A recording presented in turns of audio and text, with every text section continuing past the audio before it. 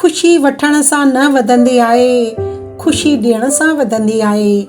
जेको पाण लाइ जिए थो इहो महदूद रहे थो, जेको ॿियनि जे लाइ जिए थो इहो मकमल थी वञे थो। ओम शांति। अॻे हिसे में खां अॻिते असां ॾिठो हिकु अमीर औरत जंहिं वटि सभु कुझु हो पर ख़ुशि न हुई, ऐं हिकु ग़रीब माण्हू जंहिं वटि कुझु बि न हो पर हू ख़ुशि हो। हाणे सवाल जो जवाबु। औरत उन माण्हू वटि वई ऐं पुछियो, तूं ख़ुशि कीअं आहीं? उन माण्हू मुस्कुराए चयो, 6 महीना अॻु मुंहिंजे पुटु हादसे में गुज़ारे वियो ऐं मुंहिंजी ज़ाल बि उन ई ॾुख में हली वई। घणी तकलीफ़, मां बिल्कुलु टुटिजी वियो हुउसि, ॻाल्हाइणु बंदि, सोचणु बंदि।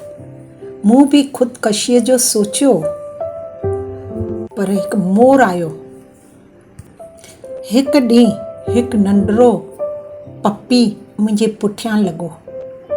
मूं उनखे भॼाइण जी कोशिशि कई, पर पोइ मूं उनखे थोरो खीरु ॾिनो। उनजी ख़ुशी ॾिठी, मुंहिंजे चहिरे ते मुस्कुराहट आई। मूं महसूसु कयो मां बि कंहिंखे ख़ुशि करे सघां थो। उन ॾींहं खां पोइ मूं फ़ैसिलो कयो हर रोज़ु कंहिंजी मदद कंदसि, जानवरनि खे खाराईंदसि, माण्हुनि जी मदद कंदसि। ॿियनि खे ख़ुशि कंदे मां पाण ख़ुशि थी वेंदसि। सची ख़ुशी वठण में नाहे, सची ख़ुशी ॾियण में आहे। जीअं माउ ॿार लाइ सभु कुझु करे थी, पाण थकिजी वञे थी, पर पोइ बि ख़ुशि हूंदी आहे। छा फ़क़ति ॾियण सां ख़ुशी मिले थी या कुझु ॿियो बि ज़रूरी आहे?